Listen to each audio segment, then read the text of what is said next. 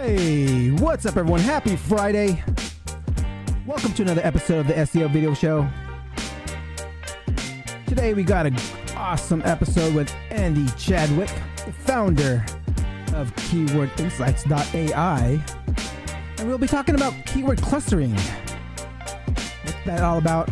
Creating a content strategy around it. It'll be awesome, guys.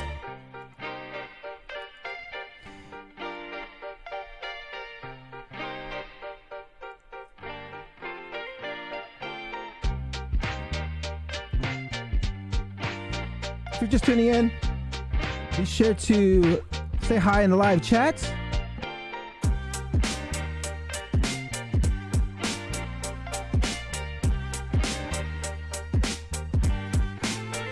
Stefan, my man, happy to see you here twice in 1 week. Hi everyone, happy Friday.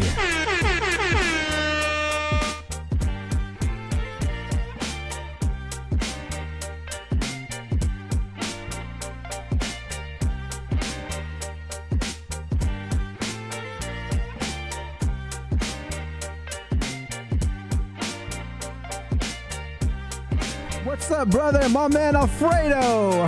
Glad to see you on here, brother.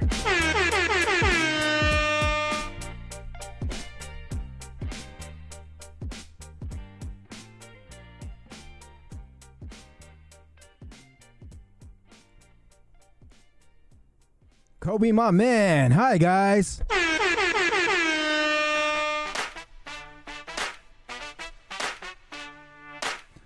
Ah, yeah. If you're just tuning in, we have a very special episode today with the founder of keywordinsights.ai, Andy Chadwick, and we'll be talking about keyword clustering content strategy. It's gonna be a good one, guys. Get your notebooks out.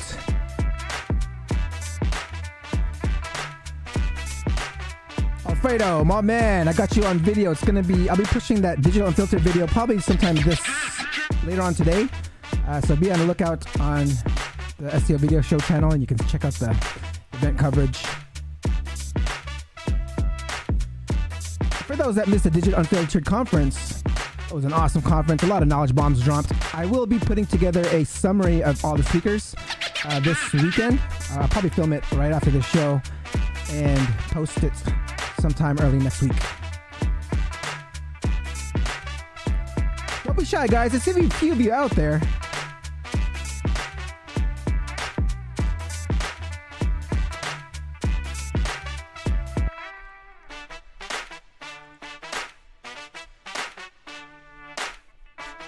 Make sure I get Andy. Make sure I have access to the live stream here.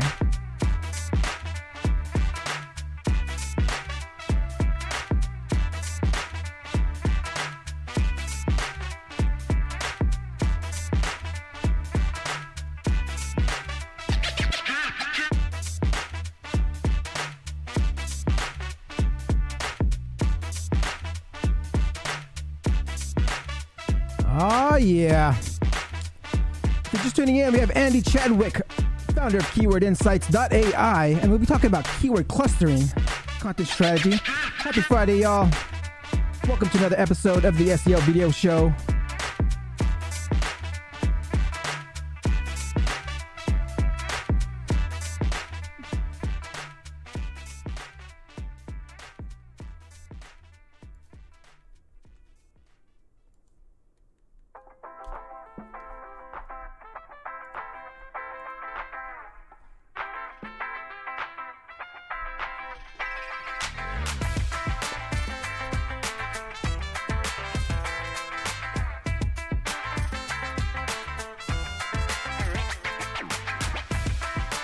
If you're on LinkedIn, Facebook, or Twitter, come over to YouTube if you want to ask some questions.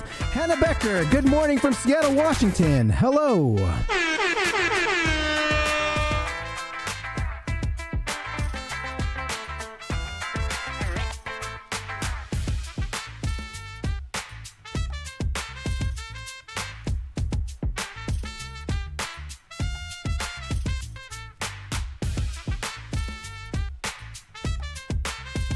Happy Friday, everyone. Excited for this one. What's up, Fletcher, my man?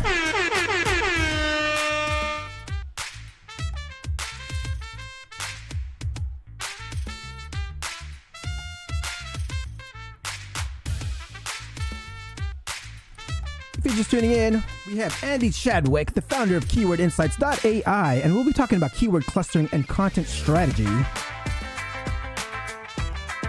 It's going to be a good one, guys.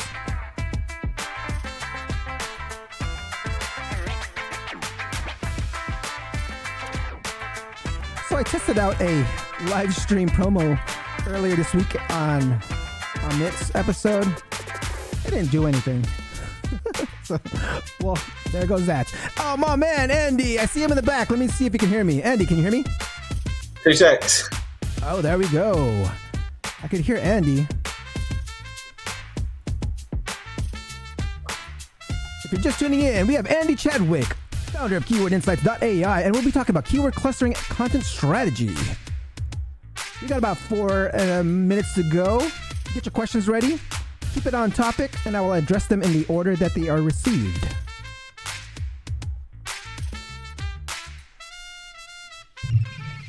Can you hear me properly? My headphones aren't working. I can hear you. Yes, I can hear you. I can hear you.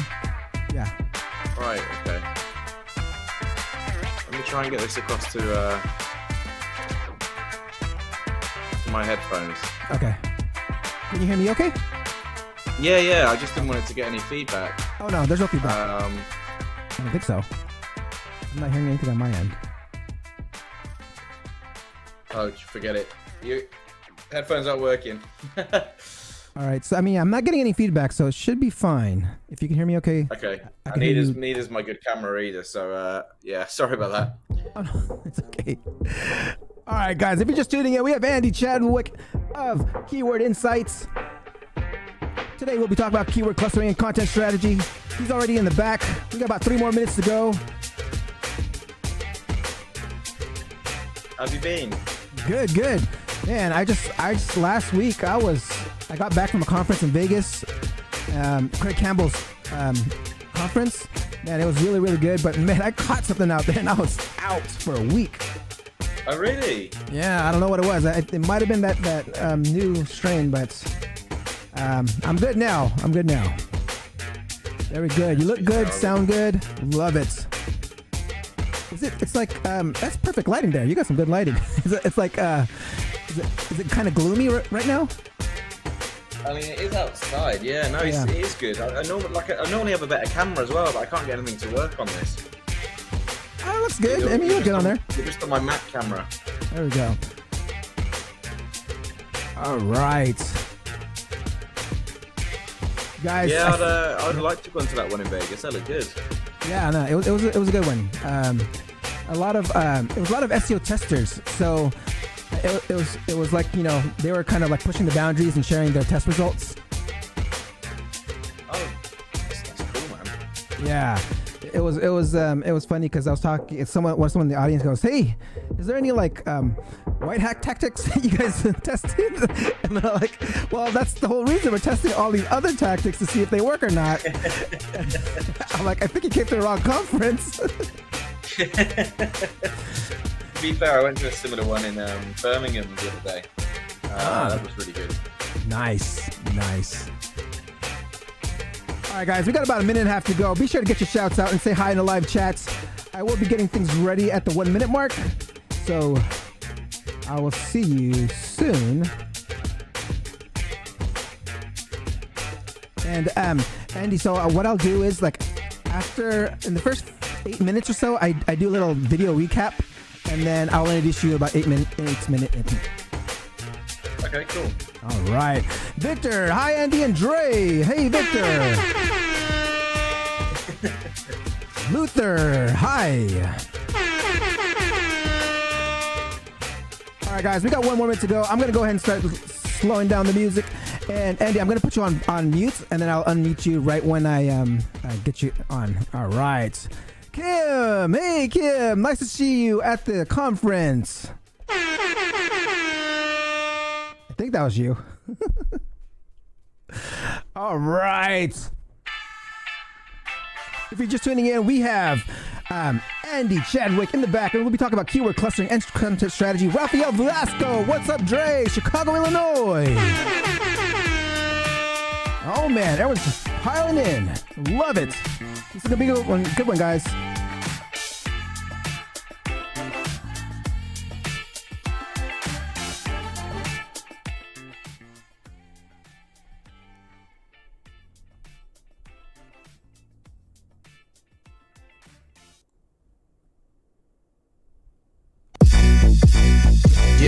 Hey, time to get it started, no delay, let's work.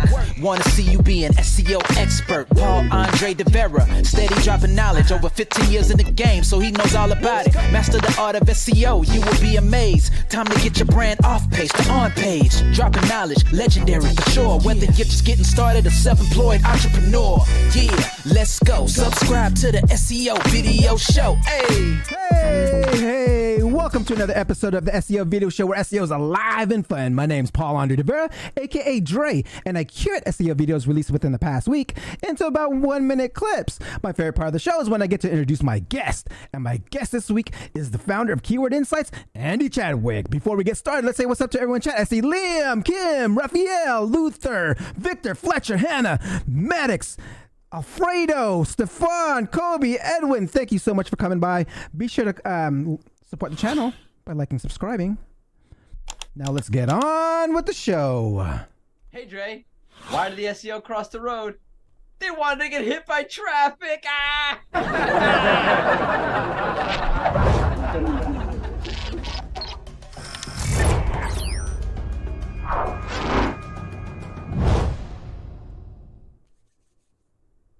If you didn't know, a Google Core update is rolling out and started on August 22nd, so don't get all excited or depressed while the rankings shift and wait a couple weeks. Which redirect type gives you website maximum page rank? Let's check this one out. 302 or 301, which one should I choose for maximum page rank? The good news is it doesn't matter. Use the technically correct redirect type. It can also be a 307 or a 308 redirect. Search engines have dealt with redirects since the beginning. If an SEO tells you that 302 redirects are bad, send them here. If you want to know more, check out our other videos and the documentation about HTTP status codes like... Personally, I don't use any other redirect but 301, but I love using 301 redirects to help get my pages indexed. This brings me to my next video by Clint Butler on other ways you can get your pages indexed. Hey Clint here, SEO tip of the day. Your new blog posts aren't indexing. What you got is, one, you have to submit to Google Search Console, use the URL inspector tool, give it the crawl, hit and submit index. 2, make sure your sitemap is in Search Console and Bing Webmaster Tools. 3, if you have a good SEO plugin, you have a little feature in there called Index Now, or it'll send to the Google Indexing API. Both are really good options to have on. 4, you submit to indexers. Omega Indexer right now is probably the #1 that's ranking really well or indexing pages really well. And you got Speedlinks, VIP. 5, build 25 referring domains, 25 backlinks, social bookmarking tools, SEO autopilot, those kind of tools. You don't need to go out and spend $10,000 on backlinks, just 25 social bookmarks, and then your pages will get and stay indexed. I've also tested out sending paid Google Ads traffic to some of my pages and seen my pages get indexed pretty quickly. How to get DR90 links easily by Authority Hacker. Let's check this one out. When a writer writes an article, they often need to find some statistics to back up a point they're trying to make. Where are they going to go to find those? On Google, of course. So if you can rank #1 for your topic plus statistics, then you can pick up loads of industry-specific natural links. The problem is it's not usually as simple as throwing up a page with a curated list of statistics. Sure, it can work, but these terms are often highly competitive. So what's our secret here? Unique data. Google gives a huge boost to any site sharing unique data.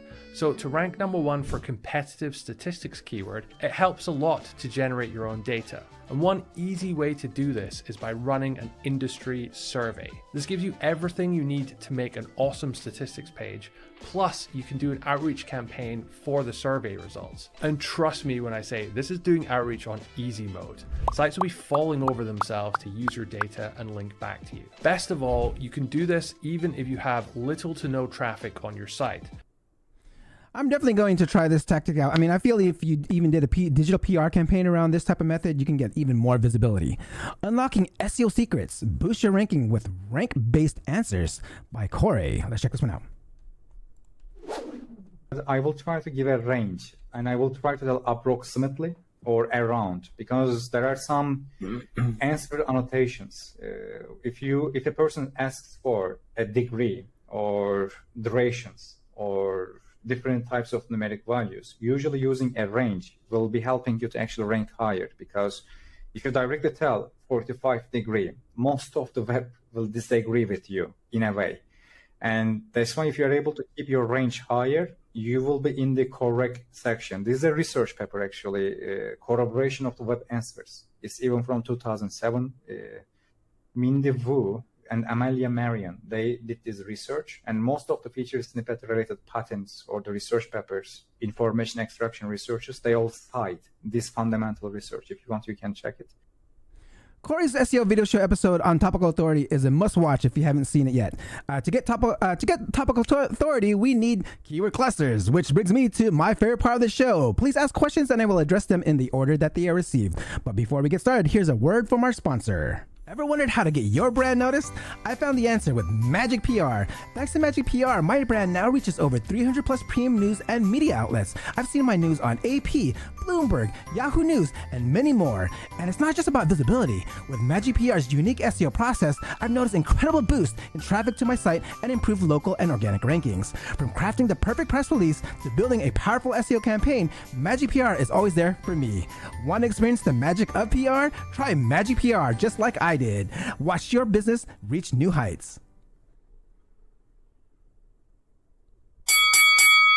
Andy is a digital marketing consultant specializing in SEO. He's been in the industry since 2013 and has worked with a ton of startup companies. He's a co-founder and content SEO lead at Snippet Digital. He is primarily known for his unique approach to keyword research. He developed his own tools to help with keyword categorization and intent classification. Please welcome the founder of keywordinsights.ai, Andy Chadwick.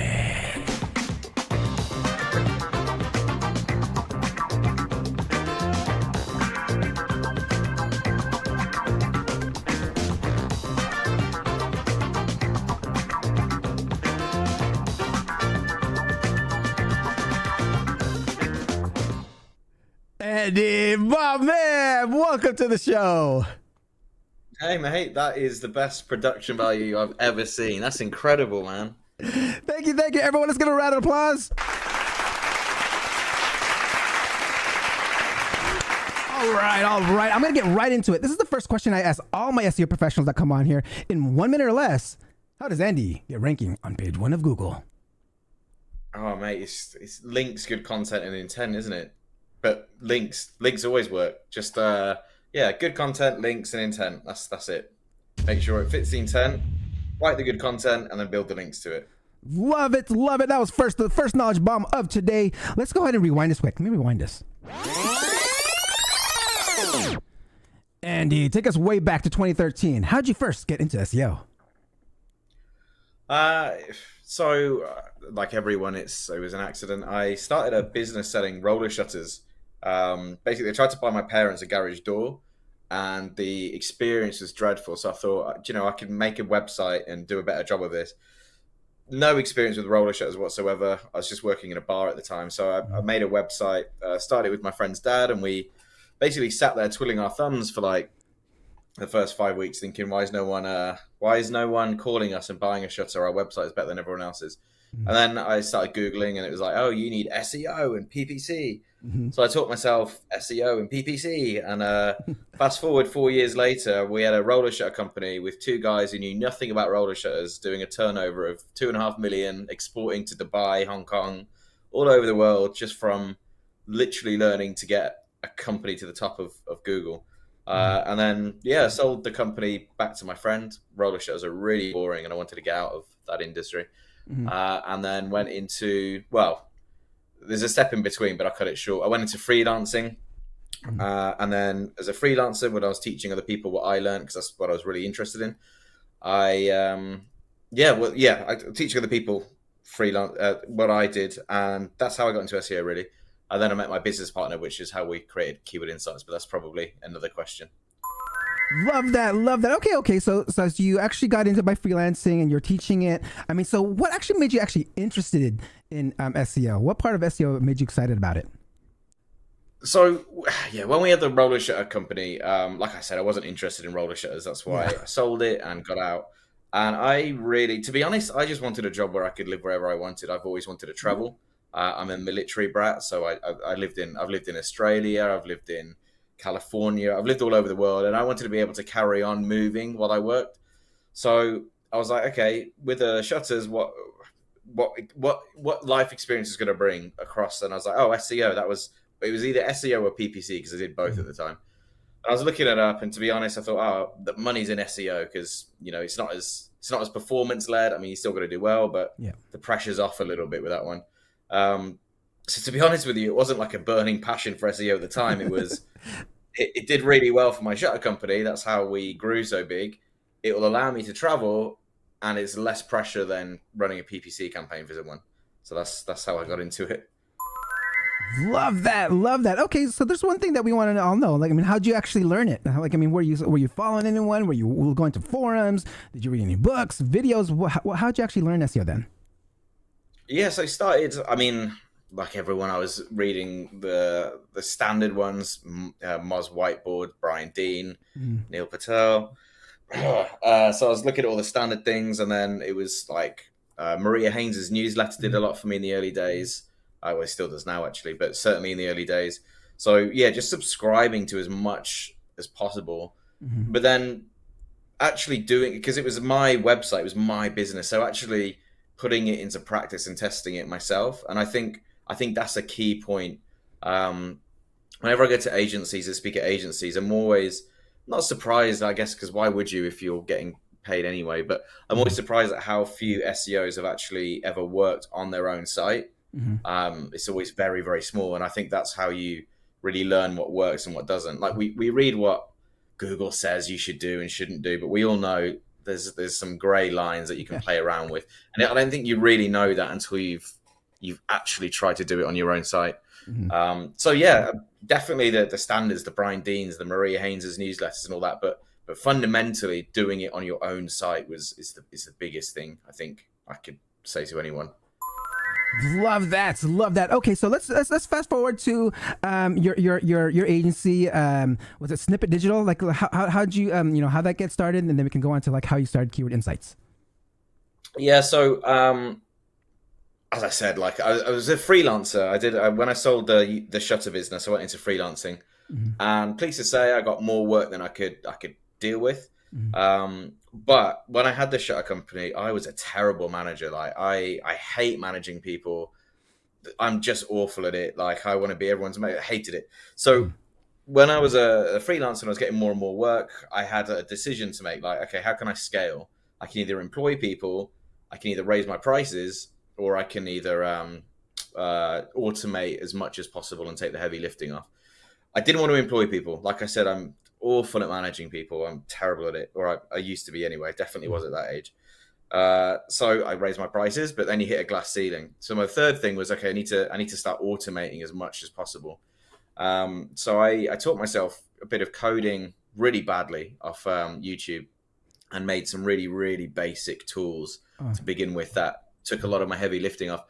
And then I met just by chance, we spoke in forums and stuff, but I met my now business partner, Siganthan, in a pub in London, as all great businesses start. And I showed him some of the basic stuff I'd made. And he was like, dude, let's take this and run with it. We should start an agency and, build this out and whatever. So we started a little agency, a consultancy, and we had really good clients. We had a lot of clients. And then we were white labeling for other agencies, and those agencies came to us and said, "Hey guys, how are you doing so much work? There's only 2 of you." And we were like, "Oh yeah, we've made our own software. It helps us do a lot of this work. It automates a lot." And then some of those agencies were like, "Oh, can we just pay to use your software then?" And by software at this point, I mean really glorified like spreadsheets, but they were more than that. They were working on basic PHP and stuff. Yeah. But we were like, "Yeah, cool." And then the sort of light bulb hit, and we were like, "Oh, this is where the money is. It's not the agency. Let's start making our software into something that's actually a product." And that's where we are now. Fast forward now, we're sort of dialing back on the agency stuff, and we're really focusing on the tool stuff that other people can use. Love that. Now let's get into the keyword insights. I mean, my favorite keyword tool. I mean, I'm a user and customer of yours. I mean, I love how it works. I mean, it's like my only go-to tool for keyword research and clustering. So, I mean, like, tell us how'd that come about? I mean, like, how'd that start? Yeah, so we had 5 or 6 tools that we built for internal use. They all did different things. There's like a keyword categorizer. There was a keyword clusterer, which was how Keyword Insights started. There's even a keyword, like a keyword research tool. So you know how most agencies deliver keyword research on a spreadsheet? We've made our own software called Keyword Decipher, which you plug in a load of numbers and it looks really fancy. We have all these different software we developed. And when we started, we were like, okay, let's try and release one every few months. I know this sounds ridiculous because that was our ambition. Let's try and release one every few months, and we'll have a stack of softwares that we start, pushing out. We started with the keyword clustering one purely because it was at the time the easiest to make compared to the other ones, and it had the lowest barrier to entry. Like the keyword decipher I just told you about. We trialed it with some agencies, but teaching them how to use it was just so complicated. Keyword clustering simple, just upload the keywords and you'll be done with it. So we had every intention of releasing all of the other tools at some point, but we didn't realize just how much running a SaaS tool, it sucks, man. It really, it's hard. So the other ones have taken a massive backseat. And Keyword Insights is growing out. People keep calling it a clustering tool. I know that's the subject of this. Yeah. It's gearing up to be a full content marketing platform. We want to shape this idea that it's just a clustering tool. We've got our writing assistant coming out 4 months ago, but it's finally actually coming out. It's been delayed and delayed and delayed. It's just because we don't want to release something that is the same as everyone else's. So we've really put a lot of effort into making it a bit different. So that's coming out. And so you can start to see our workflow. It's like a keyword discovery, grouping them together and then writing it. And it's going to be content management as well. You'll actually be able to track the content and that. So it's going to be the whole 360 content marketing tool. And that's what we're trying to design it to be, but it's very much known as a clustering tool. But yeah, it came about because simply the clustering part of it was the easiest part to release. And we just never got around to doing anything else because it sucked. Love that. I mean, that's an awesome way to get more, and that's how you can build this into. It's like a nice segue to building that whole content marketing platform, which I'm actually pretty excited to hope to see soon. So let's get into keyword clusters. I mean, the topic for today, a lot of people, I wanted to for those that don't understand what keyword clustering is, can you provide a brief explanation of what keyword clusters are for the audience who may be new to the actual topic? Yeah, so at the very top level, it's grouping keywords with similar meaning together. So basically, when you do your keyword research, maybe you've got 10,000 keywords in your research, maybe you've got 1,000 keywords in your research. Probably really out of those 10,000 keywords, there's only 5,000 different intents. Loads of the keywords can be grouped together because they mean the same thing. Now, there's actually 2 ways to cluster keywords. There's what we do, which is SERP clustering. And so, actually, I'll tell you the other way first. The old way, or the way people used to do it, was using natural language processing, using some sort of language model. And basically, it groups keywords together based on an algorithm. So that's NLP. And then there's SERP clustering, which is what we do, search engine result page clustering. Okay. And that's where we analyze the SERP results and group keywords together based on how many URLs are shared in common. If you were to Google these 5 keywords, how many the URLs share in common? And there's pros and cons to both. But the reason we've gone down the SERP clustering route is because ultimately we operate in Google's world as SEOs and content marketers. We want to optimize to what they're doing, not what an algorithm thinks. So a good example I always use is if you were doing keyword research and you had in your keyword research vaporizer parts and you had vaporizer accessories, if you used NLP, it would probably group those 2 together. It means the same thing, right? Vape parts, vape accessories. Surely that's the same page. If you use SERP clustering and you actually Google those 2 keywords, you will see very different results. And so if you were a client of ours, we would say you need 2 different pages to target this. So that's the advantage of SERP clustering. There are disadvantages as well, which I can get into. But essentially, that is what clustering is. It's grouping keywords together that have a similar meaning or an intent. Love that. Thank you for sharing that knowledge bomb. So I want to go into tying into like SEO now. Like, I mean, we know like you're able to like say, hey, it's bringing up, two different keywords, two different topics, where Google is saying the same thing. But I mean, so how is it important to SEO? I mean, what are the primary significance of using keyword clusters in in an SEO strategy? Yeah, so there's the way most people use it. I'm actually doing a webinar about it later this month, like maybe ways you haven't thought about how useful clustering can be. So the way most people use it is they use clustering to make their keyword research more manageable. So they plug in 20,000 keywords and their now list is like 5,000. It makes it more manageable. It like groups loads together and you're now, okay, this list isn't so scary. And it also shows you like, these keywords can be all targeted on one page and these keywords can all be targeted on another page. That's the way most people use it, but you can also use keyword clustering for like identifying cannibalization. So I don't know how to get into it without going down a whole sort of talk on its own, but if you group keywords together, you can sometimes see which pages should be combined or which pages you've tried to combine and it's trying to rank for too many clusters. If you take this idea, and this is the advantage of SERP clustering, if you take this idea that when we group a load of keywords together, it's because they trigger different results on Google. So if you get this cluster with 5 keywords and this cluster and 5 keywords, it's because they have 2 very different sets of SERP results, if you're with me so far. And so if you're starting to, if you pull through the rank when you're clustering, which is what our tool does, and you're starting to see URLs ranking for multiple clusters, you know that actually this content should be broken out. And alternatively, if you see a cluster of keywords and you've got multiple URLs ranking, I'm cannibalizing myself here. There's the same URL. There's different URLs ranking for what should be the same cluster. So that's another big positive of clustering. And there's loads of other things you can do with it. Like we've used it to. This is another good one. We use it to come up with keyword ideas that perhaps none of our competitors have got. So the long and short of it is, I'll give you an anecdote.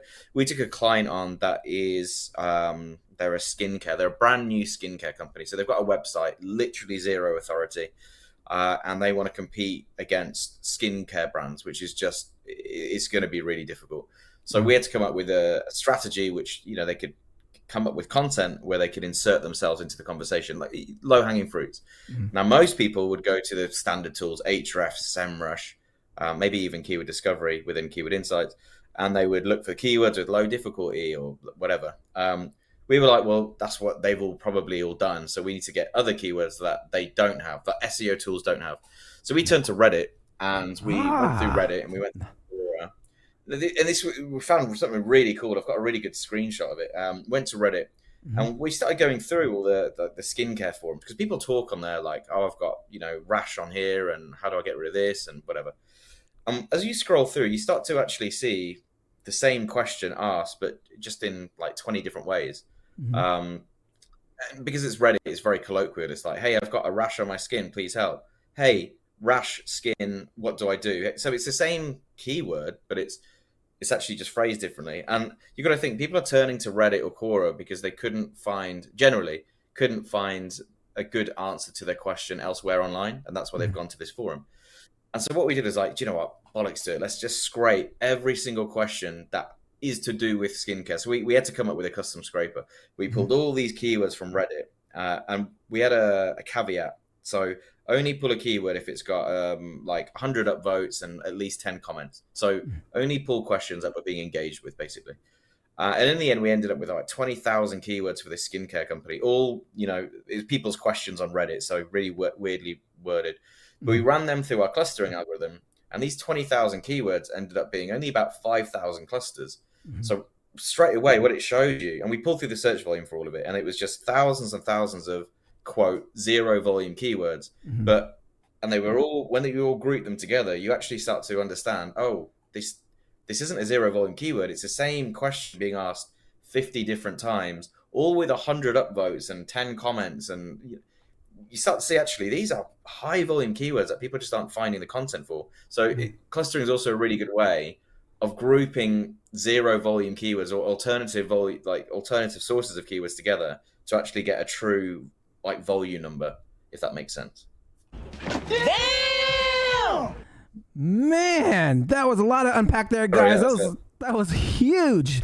Sorry, that was really long. No. That was really, really good. I mean, so with this, I'm curious. I mean, you said you built this Reddit scraper. I mean, is it part of Keyword Insights now, or is this custom to you only? It's not yet. It will be. It's coming. You can start to see parts of it if you, in our new writing assistant, it comes up with the Reddit questions that are to do with whatever you're writing about. But we are bringing that in eventually.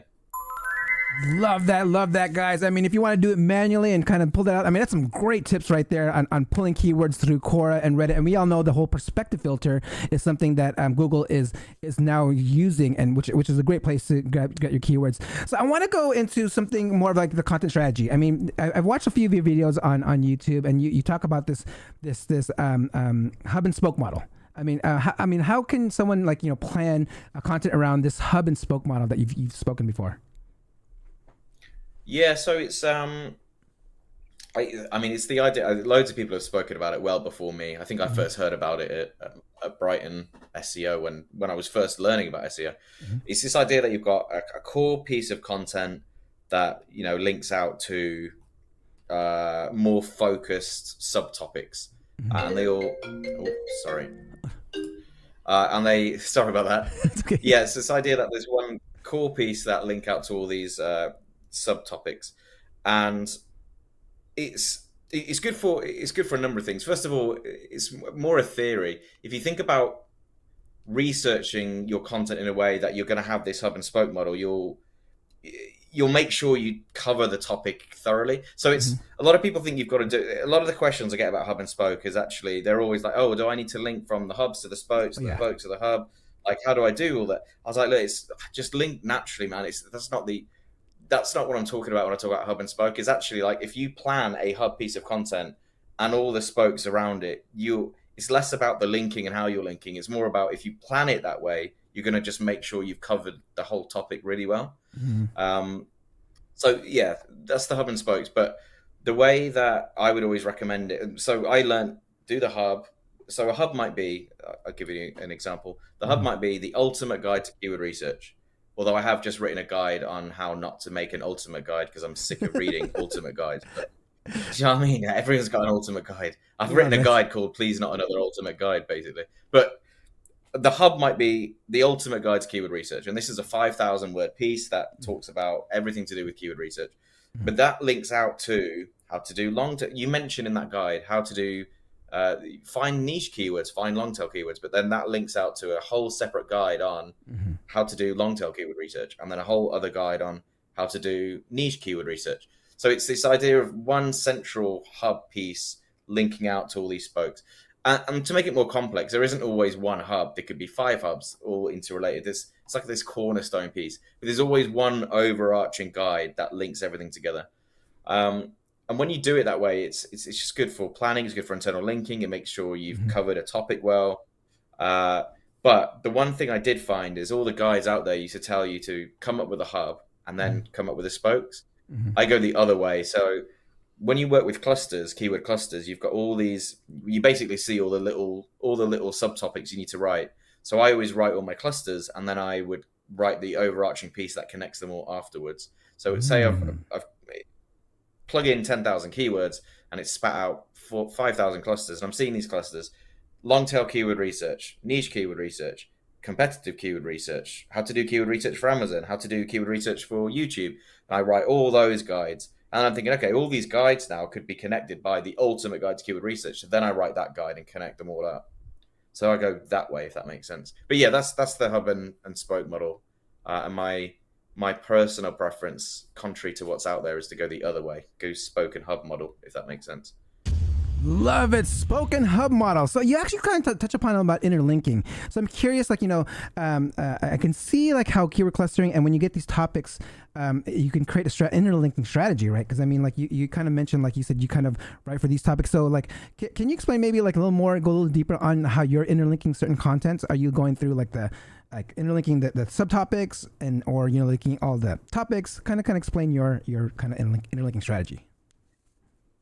Is in so funnily enough, it's actually really basic. As I'm writing, so there's loads of, I guess that answers this question. When I first cluster loads of keywords, the first thing I do is I look at our clusters and I map them out in Lucid or Miro. And so I already know all the content and all the links before I actually written them. And so as I write them, I then go back and add the links later. But sometimes I do write something and I'm writing something and I'll be talking about, so let's say I'm writing a guide on how to tie your shoelaces. Part of the step one is find shoes. And I'd be like, oh, actually, that's probably a good keyword in its own. I should write a guide about how to find shoes. And then I ended up making a note about that and going and writing it. With our writing assistant that's coming, and I can tell you this feature because it should be dropping next week, so I'm not too concerned that it'll be coming. But it's got this really cool feature. I'd love to show you. Basically, as you write a sentence or as you write something, so in that example, find shoes, in our new AI writer, you'll be able to highlight the word you've just written, right-click and click Create New Article. And then you carry on writing. And as you're writing, in the background, we're already starting to write the article the next one. So when you finish writing how to find your shoes, the next article of, how to tie your shoelaces, the next article of actually finding your shoes, which will be a good internal link, is already sort of being written. So then you can finish it and then interlink them straight away. So that's coming soon, which I'm very proud about. Excellent! Man, that's some great stuff there. I mean, if you want to share some some peekaboos and some beta screenshots or whatever, or if you want to log in, you can go ahead and share screen if you want to. But from the hub, from the spoke and hub model, if you think about it, there's going to be a lot of spokes, right? I mean, there's going to be a lot of topics, like you mentioned, like you had this 5,000 topics from all these like tens of thousand keywords. How do you prioritize? Like how do you prioritize which ones to go after? I think I hate using the word it depends, but it really does depend on the client. If it's a client that has all the authority in the world, I just go after the most competitive one. So again, when a good keyword clustering tool will also allow you to pull through the rank of the keywords in the cluster. And what that means is when you upload all your keywords and the report gives you all the clusters, you can see the ones that you rank for, but more importantly, you can see the clusters that you don't rank for. And so if someone like HubSpot came to me and said, we would like to be the topical authority on every keyword to do with keyword research, I would go do my keyword research, 10,000 keywords, plug it into Keyword Insights, put HubSpot as the URL to check the rank against. It would spit back, and because it's HubSpot, they'd probably spit back only probably about 70 clusters that they don't rank for. I don't worry about it. Like, it's HubSpot. I can write them, and I just know they don't rank for it, so I'm just going to write them and rank for it. So it's a really quick way of doing a content gap analysis, really. Like, I'm not having to check with HubSpot what content they have and haven't written. I'm just uploading 10,000 keywords and putting their URL in and finding it. So HubSpot, to answer your question, if it was a really high authority, I just go after the ones with a lot of volume. Nice. If it was a lower authority, like that skincare brand, the difference isn't in the clustering, it's in the keyword research I put into the clustering. So if it was for this brand new skincare brand, I wouldn't be going to Ahrefs or SEMrush for my keyword research in the first place. I would be looking at Reddit or Quora, or another good place is actually just Search Console. Again, there's all these weird and wonderful queries in Search Console that when you look at it and it's got 10 impressions, you just ignore it. But if you were to download all of them and upload them into any keyword clustering, but Keyword Insights would be my favorite one. You start to see that there's 50 terms all with 20 impressions that get grouped into one cluster. So that's not a 20 impression search term. That's a load. So I guess the answer to your question, it really depends on the client and how I prioritize it. The one thing I do see a lot of, we get a lot of support questions on it, is people get like rabbit in the headlights. There's just so many clusters in this topic. How do I write all of them? And it's just like, you'll get round to it. Just cover that topic enough and go to the next one and come back to it. It's like anything. It depends on your resources, I guess. But it really depends on things like the authority and the niche. So, Don't know if Love that. Another knowledge bomb right there, guys. Okay, guys, I'm coming close to like my last few questions here. And if you have any questions, ask them in the live chat. We have our first one here by Saeed Zihan. He goes, what distinguishes Keyword Insights from Keyword Cupid? What would be your differentiator?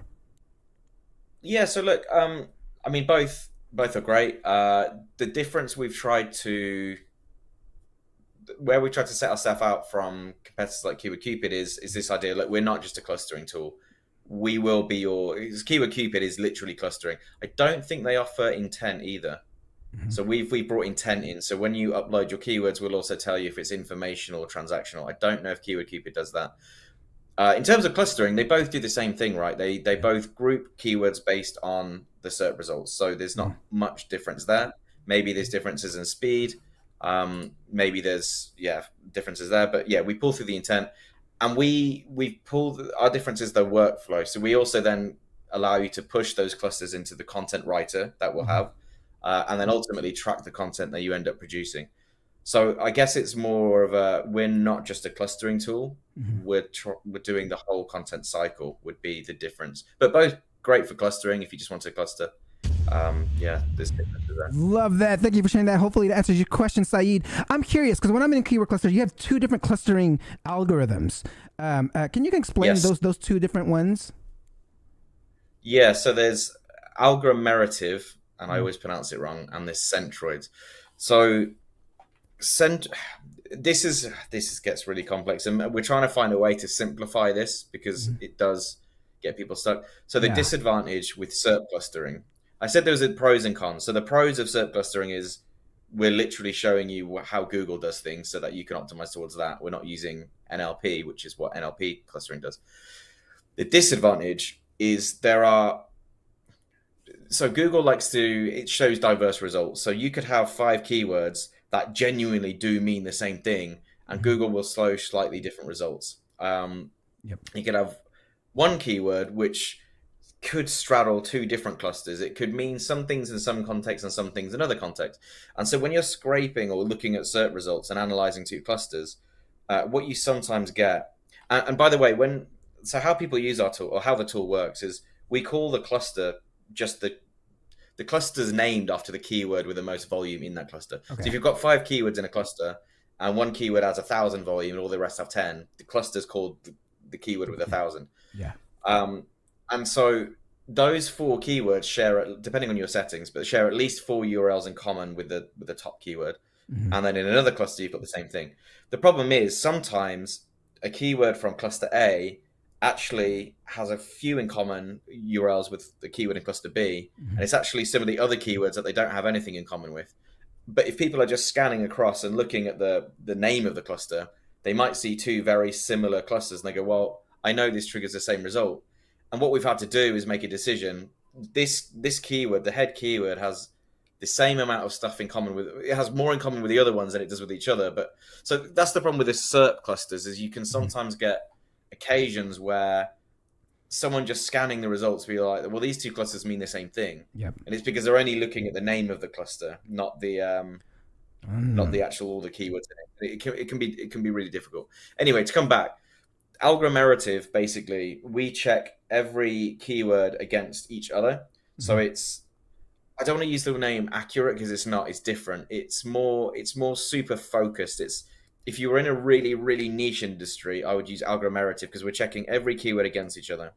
The problem is you have more scope for these occasions where you've got 2 clusters that look like it could mean the same thing. And we get more complaints, to be honest. It's technically more accurate, but we get more like, hey, these 2 mean the same thing. The centroid model is a lot less strict. It's basically just checking against the main keyword, the head keyword, all of the other keywords in it. So there could be 1 or 2 keywords in that set which actually don't have much in common with another keyword. But what it means is you've got these bigger, looser clusters, and there's a lot less likelihood of these clusters that look really similar. So I would always use the centroid one if you're just uploading a shitload of keywords and you just want to get results like quickly and have a broad overview. The centroid's best. I tend to use that one more. Okay. And then if I've got a really tiny, tight niche, then I use the algomerative ones to start breaking it down a bit more. Does that make sense? Because I Love know that. it's really... No, that actually helps me determine which one to use now. Okay.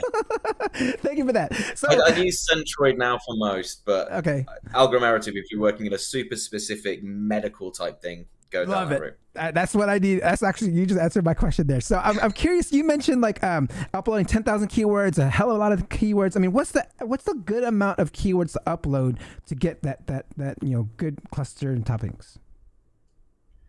Again, it like I like to, the more the better for me, but it depends on how. Sometimes I want to just cluster for a niche. So sometimes I will just cluster around. Let's say you've got a sporting website. Yeah. Sometimes I will do a massive keyword research for all sports and cluster all of them. But sometimes they just want to focus on football or rugby. So I'll do just a keyword research on that and just go down that route. It really depends on what your job is. We actually saw a lot of use cases where people were just uploading 2 or 3 keywords to see how similar they were. Yeah. And we were like, well, that's just a waste of your time because it takes you at least 2 or 3 minutes to upload. That's why we invented the SERP similarity, which is another feature within Keyword Insights that just lets you spot check keywords if you want to. So if you wanted to put 6 or less keywords in, use the SERP similarity feature because you can just spot check how similar the SERPs are. But we did see people using 2 just for 2 or 3. I think the more the better generally, but it really depends on what you're doing. And sometimes I'm not even using it to... So another good case study we used it for, actually, was to find the cannibalization issue.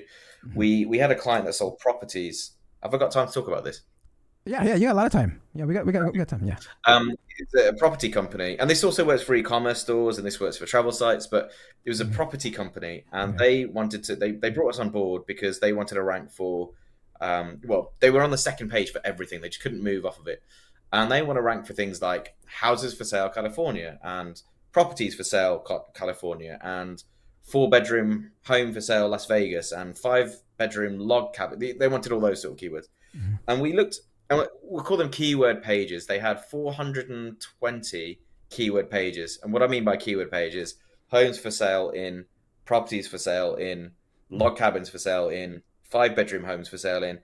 They're keyword pages. And when you put that across every state, every postcode, and every city across the whole of the United States, they had their website was 50 million URLs. It was massive, just huge. And they couldn't get off the second page. So they brought us in. We started looking at things, and we were like, we've got a page for properties for sale, California. And we've got another page, houses for sale, California. Another page, homes for sale, California. Maybe those 3 could just be one. We're not like, let's figure out. They had another one, wood cabins for sale in California. And they had another one, log cabins for sale, California.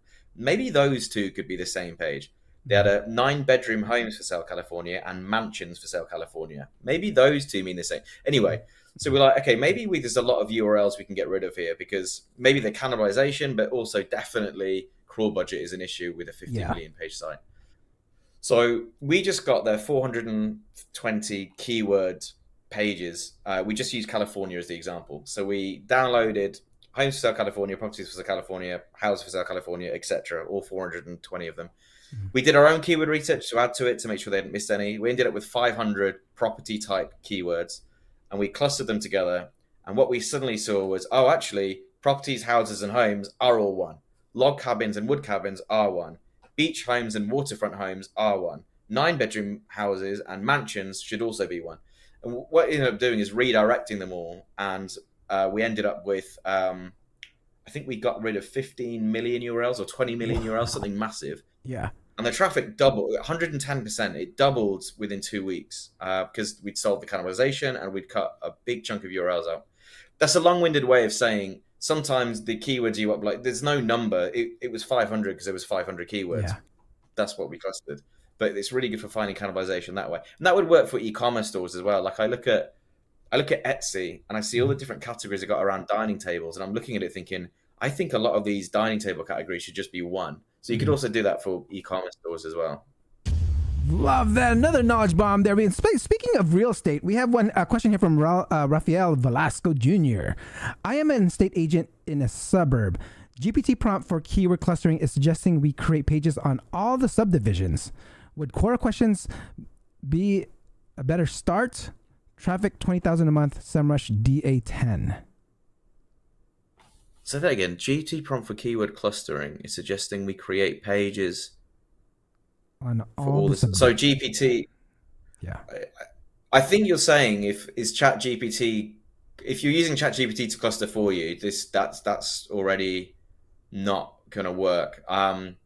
Using ChatGPT for clustering is similar to what I was saying about using NLP for clustering. It's an algorithm, it's an LLM model trying to work out how similar the keywords are. And we're operating in Google's universe. We want to do what they're doing. So use a SERP clusterer is my first advice. Don't use ChatGPT. I'm not sure then where Koray is coming into it. I'm guessing maybe from your Reddit comment, like how you scrape Reddit questions. I mean, he's, I guess, asking Koray would probably be a better start if he. Oh, I see. Yeah, should we create the hardware? Yeah, would Koray questions be a good start? I'm a real estate agent on. I don't know without seeing the sort of things you want to rank for. For this skincare brand, it made if that's what you were referring to, it made sense because they're coming up with a cream that helps with red skin and eczema and acne, and obviously people have a lot of questions around that. I haven't looked at the real estate space. If there's a lot of questions around how do I find a house in this area, then definitely look at Koray and stuff. I wouldn't know until I know what you're actually trying to rank for and where you're trying to insert yourself into the conversation.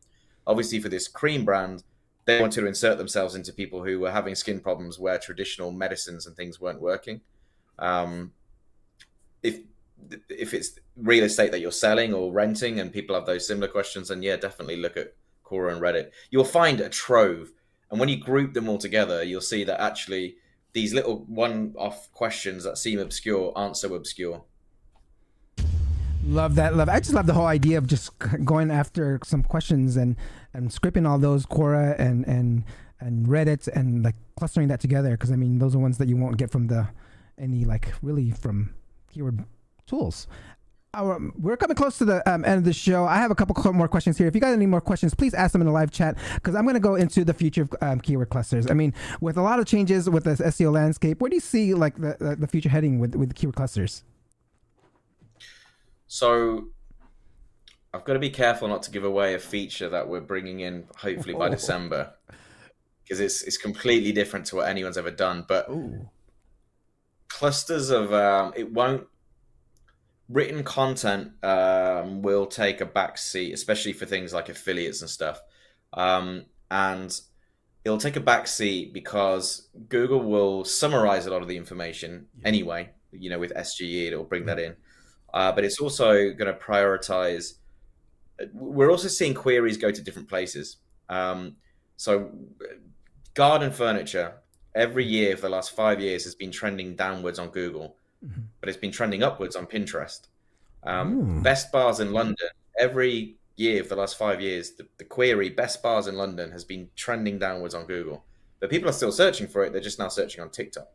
And so Google's going to bring these into their the results, and it already is. If you've seen some of the tests, TikTok's coming in, and so we're going to have to start thinking about clusters of keywords, not just for written content, but for other mediums as well. And we're going to start thinking about search engine optimization, and we're going to have to start thinking about search experience optimization. So still SEO, but just changing what the E means there. Oh, I love that. And so the clusters of keywords are going to be, content will always be important, but depending on your niche, it won't always be written content. It might be another place that you need to start optimizing towards as well. Love that. I'll give you credit when I say that, but I mean, I'm gonna start using that search experience optimization. That's the new SEO right there. It definitely is, right? Because I mean, if we're just talking about the search generative experience, I mean, that E is about experience. I feel it fits more. Search experience optimization. Yes, sir. All right. So I didn't see any other last questions that came in here, and I want to ask my last question that I ask all my SEO professionals that come on here. If someone wants to get into the SEO game, become an SEO professional themselves, what would your advice be to them? Well, I think I hinted it at the beginning of this. Try it on your own website first. Definitely have an idea and try it on your own site, whatever that site may be. Something you're interested in. Definitely something you're interested in, because I did it something I wasn't interested in, which was roller shutters. and I honestly wanted to jump out a window by the 5th year. So yeah, definitely start your own site. I also took 5 steps back to go forwards. I sort of left this out of my biography, I guess. But when I sold the shutter company, in the transition before I went freelancer, I thought, well, it was very easy for me to build a website into something. It's very easy to make nothing into something. But how do companies like I knew that HSBC and Victoria's Secret and Netflix, I know that they hire SEO agencies, and I'm thinking, what on earth are SEOs doing for them? Like, everyone knows that they are already something. How do you make a difference on that? Yeah. So in that little period between me leaving the shutter company and me going into freelancing, I joined an agency, and an agency I chose a very specific type of agency. I told an agency called Crowd, and the reason I chose them is because they had international clients. So when I say I took 5 steps back, I mean in terms of salary and things. It wasn't 5 steps back in terms of my career. Like, it was a great agency. I loved working there, and I learned an incredible amount of people from some very intelligent people, incredible amount of things from some very intelligent people. But I purposely put myself out of that comfort zone to work at, I hate the word enterprise SEO. I really dislike the word, but I really learned how to work with massive sites that were already something. So I think it's also putting yourself in the comfort zone and understanding, just because you built your own site, maybe I'm sending this to people who have built their own site and it ranks well. If you really want to get good at it, try and work for someone who's got a site that, you know, it's already massive, and working out what to do with it. So that was another thing that I learned. And then I went into freelancing. Love that. So, I mean, for this episode to feel complete for you, I mean, any last words? How can people get a hold of you? So what are some upcoming things that, I mean, I hear a lot of great things that are coming out with Keyword Insights. I mean, but stage is yours, please. Yes. Oh yeah, no. Reach out on Twitter. I chose the stupid name Digital Quokka, which no one ever knows what it is or how to spell it. A quokka is my favorite animal. It's a little Australian marsupial thing, but Digital Quokka, you'll find me there. Or LinkedIn, or yeah, just reach out on reach out anywhere. We're always happy to talk. That's all I've got to say. All right, guys, can you hold on for one quick second while I sign off here? Hold on for one quick second. Yeah, of course. All right, guys, that concludes another episode of the SEO Video Show. Please support the channel by liking, subscribing, and hit that notification bell. And you know, I love rap, so here is a rap from Keyword Insights.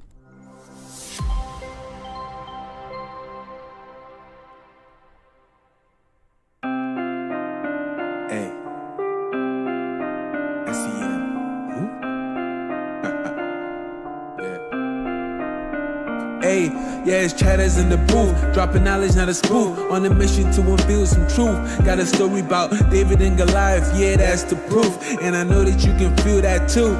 Keyword Insights, we're on flight. Little company doing it while the big dogs bite. No original insight. With a tight budget, we still rock it. Don't need the Wall Street socket. Our product speaks, no need to hawk it. SEM rush, swimming in cash, they lean on influence. While we rise with an organic clash. Ain't nothing like a word of mouth rush. Don't need an influencer's push. With Keyword Insights, it's never a crush. While SEM what? Oh, that's just a brush. Market trends, the tailored lens. Since 2022, their shares descend. Yet they party on yachts while we connect the dots in the SEO plot. With a David to the Goliath shot. Keyword clustering, that's our original gem. SEM rush came along, did they stand for them? Overflow of tools, but we got the discerning lens. SEO, we solving the problem, not just following the trends. Ain't nothing like a word of mouth rush. Don't need an influencer's push. With Keyword Insights, it's never a crush. While SEM what? Oh, that's just a brush. SEM rush? A tongue twister, folks ain't sure. Keyword Insights, clear and pure. In the SEO game, clarity's the lore. We keep it simple, why they keep people unsure? We're not throwing shade, we just trying to trade. A tale of underdog in the digital arcade. Two SEO contenders, and no pretenders. Keyword Insights, we're the innovators, setting the standard. Ain't nothing like a word of mouth rush. Don't need an influencer's push. With Keyword Insights, it's never a crush. While SEM what? Oh, that's just a brush. So here's the mic drop, the beat atop. Keyword Insights, we won't stop where the SEOs pop. SEM rush, they may own the shop, but it's Keyword Insights with the SEO hip hop.